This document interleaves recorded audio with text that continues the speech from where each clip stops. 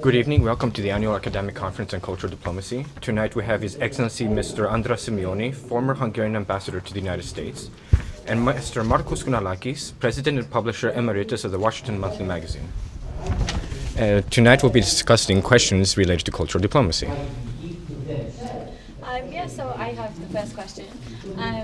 So on the theme of the conference, which is focusing on sort of the future of cultural diplomacy, what we'd like to know is, do you think we need to push cultural diplomacy in the public sector? For example, should we encourage the appointment of ministers for cultural diplomacy within domestic governments, push cultural diplomacy initiatives within ministries specifically?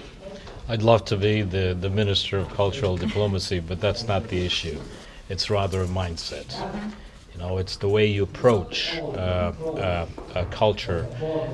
We just have to understand that the way we have been doing diplomacy in the past, for thousands of years, it's just changing because of the explosion of culture, because of the globalization of culture, because of the accessibility of culture, because of the way the public approaches culture, and also because of the means of delivery. So this is really not an organizational question, and creating a ministry is probably not something that will solve the problem. I think it's more to make sure that diplomats, politicians embrace the whole concept of cultural diplomacy. In fact, to extend that a bit, I would suggest that there are certain functions that the state currently does which should be taken away, and perhaps those resources reallocated to the acceleration of the public effect of cultural diplomacy. Those things, those tools and delivery mechanisms that are being developed within society organically, which are much more cost effective than perhaps having a structure or an infrastructure within a ministry to then figure out how to best deploy cultural diplomacy. Thank you. I would like to ask if should the private sector adapt to include cultural diplomacy programs into their corporate social responsibility initiatives? Sure. I think corporations, but also the small and medium-sized companies, have to engage much more in what we call cultural activities in general, and cultural diplomacy in particular. When Markos says that there are certain aspects of what should be taken away from the state, some of it really is cultural diplomacy that should go to other sectors, in particular the private sector. I think there are initiatives like that. There are good examples of that. Frankly, more of that in the United States, but I think it's coming to Europe as well. So I personally feel that there are aspects of cultural diplomacy that are deployed much more effectively, much more credibly, if it's not done by the state, but done by civil society, by the public sector, by corporations. And I would add to that I'm not advocating necessarily for the taking away of the resources that are allocated to this sector, but there are functions within the state which are superfluous and at times even counterproductive. And so is there a way, to answer your question, to have the tools of a state, and those aren't necessarily the dollars of the state or the euros of the state, but perhaps the regulatory aspects of the state and how it approaches corporate responsibility and its ability to then proffer for a larger, broader global audience the tools of cultural diplomacy? Is there a way for those resources of the state to be filtered with tax policy to corporations to encourage the types of actions that we find are so important in the cultural diplomatic field? I know governments will not like to hear this, but I would say in cultural diplomacy, less government, more resources. Okay, sort of following on from that, where do you see education in the role of cultural diplomacy? Do you think that government should invest heavily in this area to make more sort of aware of increasingly integrated and intercultural societies that we live in? Is this an area that the state should be heavily investing in? Well, look, I think I think our societies should heavily invest in education, period. And within that, I think they should invest much more heavily in cultural education. If they invest in cultural education, the solutions or the interest, the public interest in getting engaged in culture in general and in cultural diplomacy in particular, I think is almost automatic. I think what we're seeing is very little of that is happening. So in this respect, I would say, yes, involve the government in supporting cultural education, and I'm, of course, definitely not advocating governments interfering in the content of cultural education. But if that is done, then I think that in general there will be an increase in interest in public engagement in cultural diplomacy.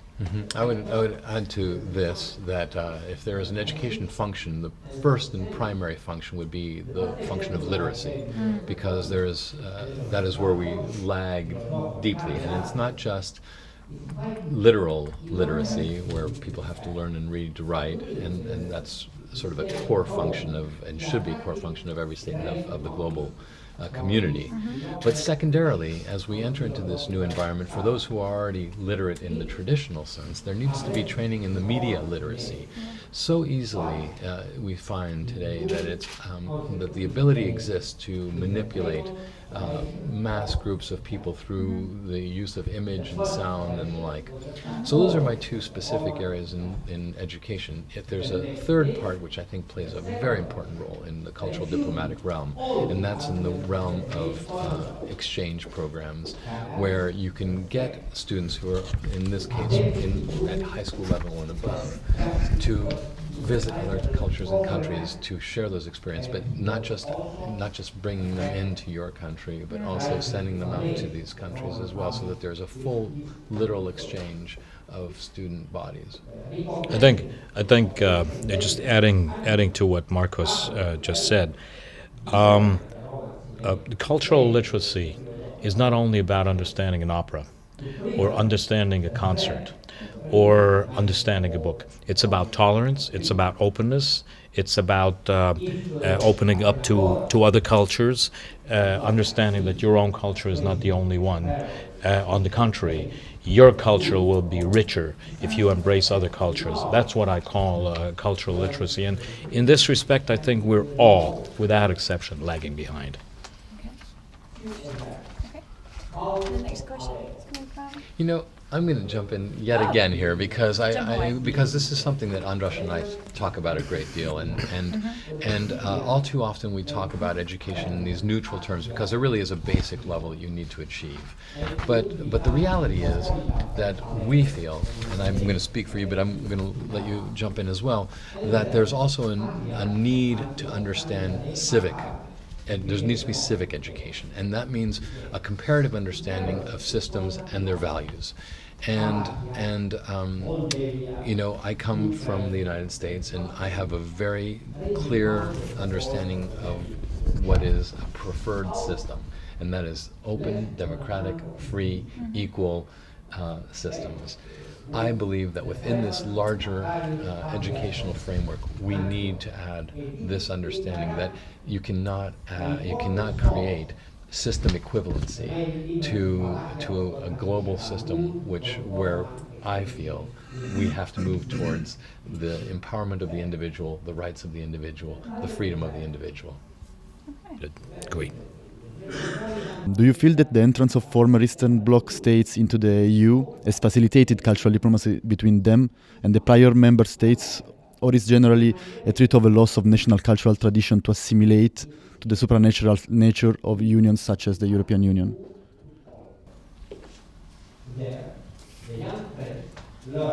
I think the enlargement of the European Union has honestly, it hasn't made too much difference in terms of embracing cultural diplomacy. I think the European Union is in a sense an institution which by the way institutionally helps and supports and pushes for multicultural cooperation and coexistence. I think, frankly, I do believe that our own countries have also not done enough to open up to the world, to try and embrace other cultures, because it's also very important that it's not only us selling our culture, but also embracing other cultures. Once again, I want to say that I don't believe in institutional fixes. I don't believe that just by joining this or that organization or institution or community, this whole thing, will take care of itself. I think there's more to it. So while I do believe that there's an amazing amount of support and work done by the European Union to support cultural diplomacy, I do believe that the individual countries have to just do more and not expect the European Union to do the job for them. But in this respect, let's open a bracket. I want to make sure that there is a good understanding that when we talk about cultural diplomacy, we don't believe any country, any community, any group of countries has a monopoly over this. I mean, you can of course cry about the United States or American popular culture dominating this or that part of society. But then we have to look into ourselves. If we were in the same situation, we would probably do the same. So therefore, what I'm trying to say is that we all have a lot of homework to do. I would like to add something to this, because it really is a key part of the integration, as you've suggested, into this realm of Western Europe. And in the process, one of the things that the newly evolved democracies of Eastern Europe have brought to the table is they've joined the North Atlantic Treaty Organization. And as such, they've come there with greater energy and verve and commitment at times than you see in the Western democratic nations of Europe who've been in there much longer, where there are pressures, popular and both from the people and from the states, to reduce their commitments at times, certainly to question those commitments at times, which you're not finding in these other cities now, in these other countries. So I say that because it really, it's not just the freedoms that you gain; it's the responsibilities that you also need to fulfill. And so, in that way, I think that there has been an express commitment, both by the people and by the states of these countries, to really integrate and to bring that to the table. Some countries worry that opening up too much to the European Union culturally will endanger their own cultures. This is nonsense. I have never seen. I don't see Italy losing its character because of its membership. I don't see Greece losing its character, Denmark losing its character, and I don't think Hungary will lose its character. On the contrary, I think working together and having more understanding for each other's cultures protects our own culture much more. Because the more interest we can generate in our own cultures, the more protected our culture will be. You don't protect your culture from within. You protect it through cooperation. Thank you. This question is for both of you. And it's on the interplay between soft and hard power. Can any of you mention any examples of how hard or soft power policies have been applied together or combined successfully? Markos. It's constantly occurring. What I think is, we talk about this a great deal, and Andras and I have created a framework of how we look at hard and soft power called spectral power, which allows us to put power onto a spectrum and then sort of divide it. But within that, we understand that there's always an interplay between these. So I can say that it's constantly being used in a very effective way. The combination are constantly being used in an effective way. And we can come up with varied examples, but I can tell you that the sort of overarching example of one method of soft power use, in particular the kind that was exhibited during the Cold War, and one type of hard power use is antiquated. That, in fact, where you can use a mass solution on a large sector of the world is no longer applicable because the world has become more complex, the tools have become more complex, and delivery methods have become more complex. So Andras may want to present a specific example, but I wanted to create the context and the framework within which we look at this hard power question. Yeah, I agree. Let me give you a negative example and a positive example. And when we talk about soft power, you have to think about soft power very broadly. So when the military engages in military activities, that's hard power. But when the military engages in protecting cultural sites, protecting institutions of education, hospitals, that's soft power. Even if it's delivered by the military. A bad example is Iraq. The coalition went in, fought a war, beat down a dictator, but did not take care of the utilities, did not protect the schools, did not protect the hospitals. The life of people was worse, getting worse by the day. Libya is the opposite and very positive example. We went in, did as little military action as just necessary, but went out of our way to protect the pipelines, to protect schools, hospitals. You cannot name one single example where NATO bombed any of those facilities which are so important, so that Libya can jumpstart its democratic process. Because, as we know, democracy does not flourish on destroyed infrastructure. If you want, this is the way I think soft power and hard power should be looked at in the future. And I do believe that in just a few years we learned a lot of lessons.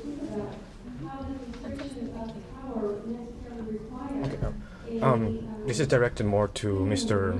Markos. There is an argument that media has played a crucial role in the expansion of violence associated with terrorism. As a result of infowars between media outlets, people tend to lose interest over repeat performances. Terrorist groups therefore take more and more drastic efforts to achieve spectacular levels of violence to reach audiences, for example, Black November or September 11th. How has corporate media responded to this, or what do you have to say on this argument? Well, it's interesting because on the one hand, we have a popular argument on the loss of power and importance of the popular media and the mainstream media, and we talk about how its influence is diminishing and the like.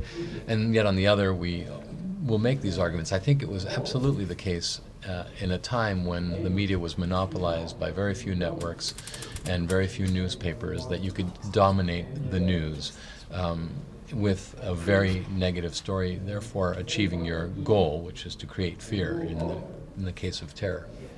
Excuse me.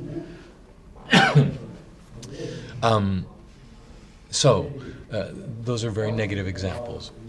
But I think you can look to as many positive examples of new media being able to create the infrastructure and the enabling environment and the informational infrastructure for very positive movements. I would look only recently to the events in Egypt and the role that Al Jazeera played in informing a populace and, in fact, letting those, and remember, Al Jazeera was not being broadcast from Egypt. The broadcast network was not based in Egypt, but yet you had this foreign broadcaster bringing in stories of organization, of personal stories, of what was going on in the street, of the violence, of the threats.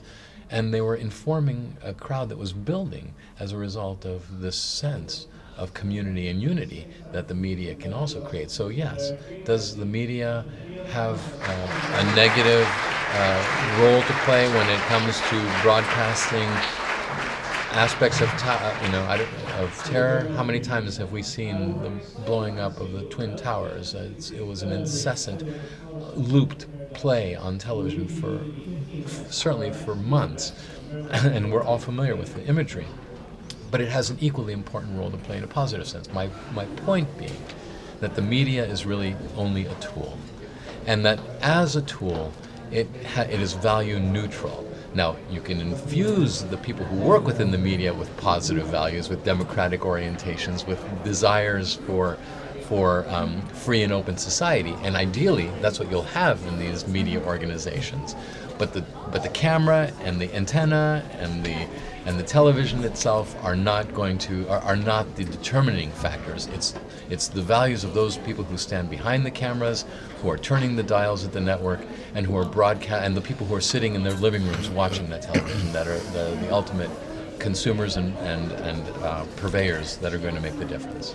You know, good people don't have a monopoly on technology. That's a fact. The race really is between who is going to provide the dominating content. And our belief, and Markos and I believe, that it's free and democratic societies that in the end will be able to dominate the content of any technology that is replacing old technology. And let's face it, sooner or later, Facebook and Twitter and Google will be old technology, something new will come in place. But as a matter of fact, even today, the new technologies are, even if the bad guys are embracing these new technologies, but it is being dominated by positive processes, and I think North Africa is really a very good example of that. Well, I think that's everything. Thank you so much for agreeing to come here and speak with us today, and I hope you enjoy the rest of the conference.